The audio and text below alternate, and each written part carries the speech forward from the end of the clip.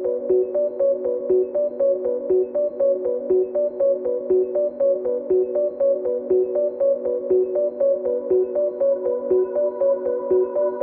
everybody, welcome back to Mystifying Miracles. I'm Kristen and I search out true stories that involve miracles. So if you like good endings that are happy and true, listen along and we're going to get started. Connie Green and her husband Tim, they loved the outdoors. They saw it as a gift from God. Now, the both of them were from Kansas City, but every year they loved taking trips with their boys to Colorado. They were just that outdoorsy type of family where they take a trip a few times a year there. They would hike, fish, camp, the whole thing. In the winter, they would ski. It was just a great family thing that they loved doing together. And it was on one of those trips where Connie Green, she says that her eyes to a spiritual dimension were opened. Before this point, she really never had given it much thought. But it was on one of these trips where Connie Green says something amazing happened. Prior to the trip, for 2 years, her sons had begged to take a whitewater river rafting trip. But at the time, she thought they were too young, they couldn't keep up and do that kind of a thing.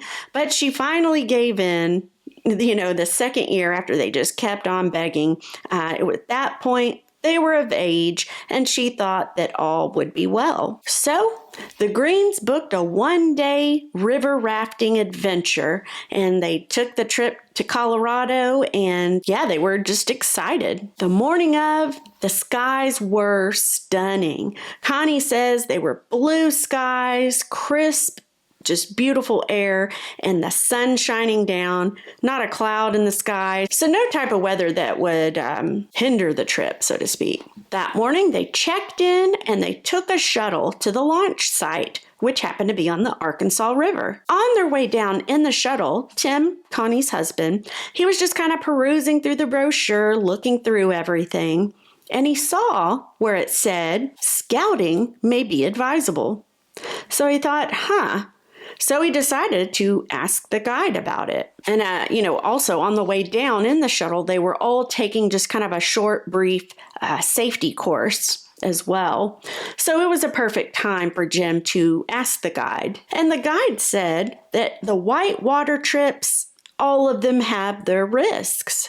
They needn't worry because they do these things almost daily. And he said, quote, to Jim, "It's reasonably safe." Well, Jim thought, that's a fair answer. All right.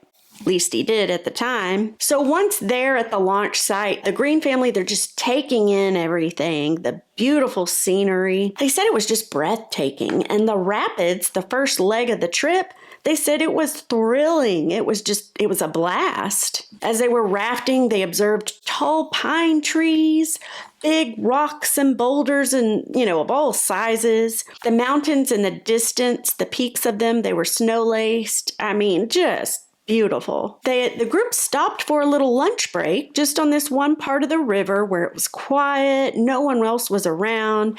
The Green family says everything was calm, serene, and it was just a great break. Once that was over, they all got back into the raft and they began the next part of their trip. In the beginning, Connie says it was great. The rapids were pretty calm and all was going well until it wasn't. Up ahead a ways, Connie said there was a little bend, and as they were going around that bend, the rapids started to increase, really forceful in strength and really quick. She says before anyone knew it, they found themselves and the raft was actually on top of a newly fallen tree. Now, because of the forceful rapids, it had pinned the raft and thereby making it more prone to flip over or be swamped. The guide ended up yelling, "High side!" So everyone in the raft moved to the downstream side of the raft,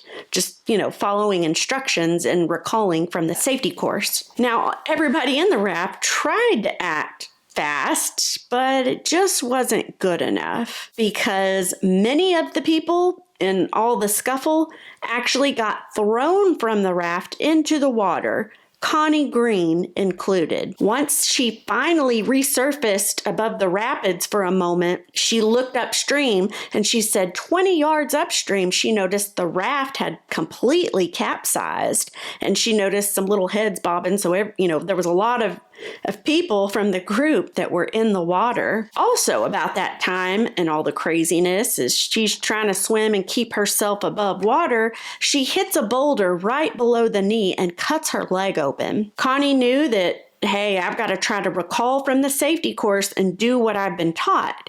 So she tried to do so. She was going to turn around and do the instructions that she had remembered.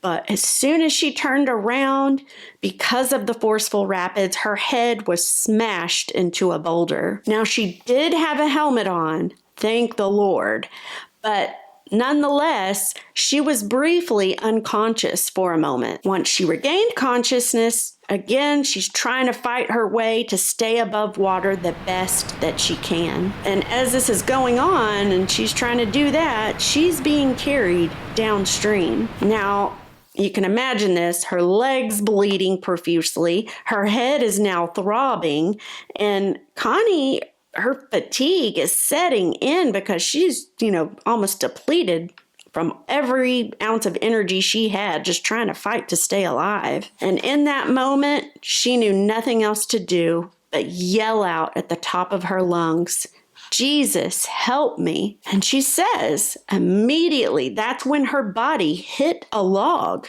which made her come to a stop, which is a good thing because she was being swept out downstream, and that was not going to be a good thing. So she sees that part of the log is, it's pretty long and it's near the shore if she can just make it to the opposite end.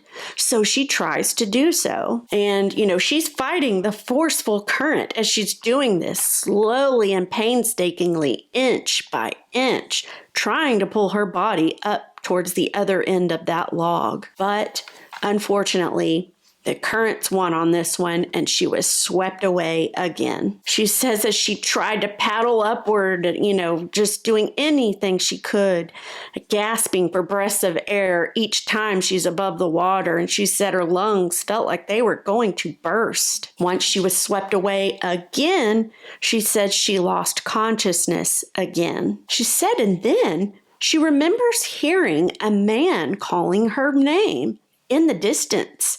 "Connie, Connie," she said before she knew it. She felt herself, her body being lifted up out of the water. She begins to open her eyes, and how, she's been hit on the head and trying to fight for her life. So she said everything's just blurry as she's opening her eyes and she's trying to figure out what's going on here. She's coughing up water. She's trying to, pinpoint, get her vision all squared away. And she says that someone was helping her by pulling her to a big flat boulder in the river. And who was pulling her, she said? A man wearing white. She said she could feel his long hair brush up against her face as he was, kneeling down trying to lift her more and pull her along. And she said the man told her, quote, "You'll be okay now.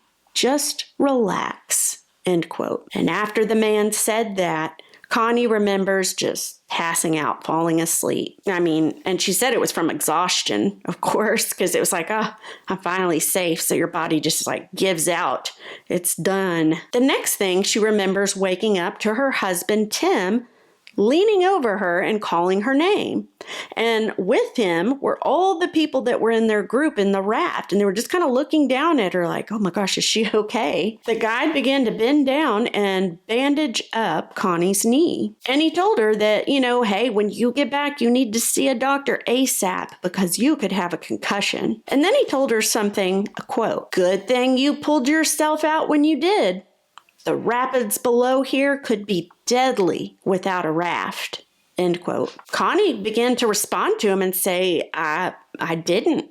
A man pulled me out of the rapids. And everyone in the group, she says that she remembers them just staring down at her in confusion, probably thinking, she hit her head pretty hard, I suppose. Well, the guide, she said he had a scowl on his face after that, and he answered her back again, and he said, This area is nearly impossible to reach except by raft. And we're the only company currently holding permits for this section of the river. You are either dreaming or that hit on your head is worse than I thought.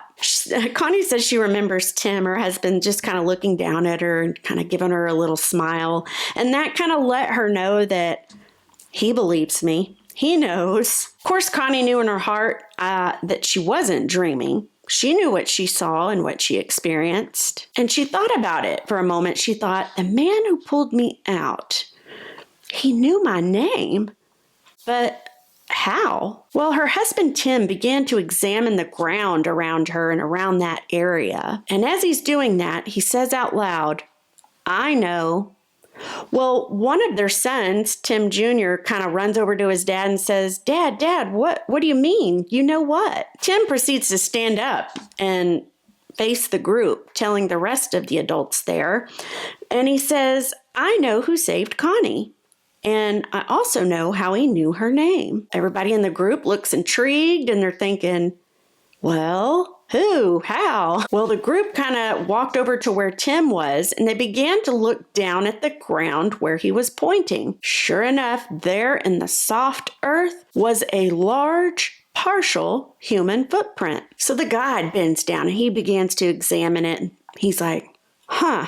And he says, that's indeed a human print and it's fresh, meaning it had just been made. But then he said, but who would be out here and in bare feet? The family, the Greens, they do make it home. Connie sees her doctor, where it turns out, yes, she did have a mild concussion. But her doctor told her, I'm surprised, Connie. You are a very lucky woman because I'm surprised you don't have a lot more injuries than you do. The following weeks after this rafting trip, Connie thought quite a bit and in depth. She knows that she should have drowned, technically. And she says that she can't and she won't ever take air for granted anymore. After all, she knew what it was like to not be able to breathe. I mean, fighting for her life with her lungs feeling like they're going to burst. She knew. Connie says to this day that she believes God sent an angel to save her. Or maybe it was God himself. We don't know, but she knows that he intervened when she screamed out for him to save her. And she said that as time has passed on, she's realized her mission, and that is to help rescue others. She says, quote, angels are real, but not everyone has knowingly encountered one, end quote. That is profound. So let me know what you guys think about this one. What do we think? I think possibly an angel, if not Jesus himself. A man in white. I mean, I don't know. Either way, I'm with Connie. I do know and believe that the Lord intervened to save her that day. What do you guys think? Did you enjoy this story? Let me know your thoughts. Thank you so much for joining me and just listening. I appreciate it more than I can ever say in words. So thank you so much. I am going to see you guys for the next one.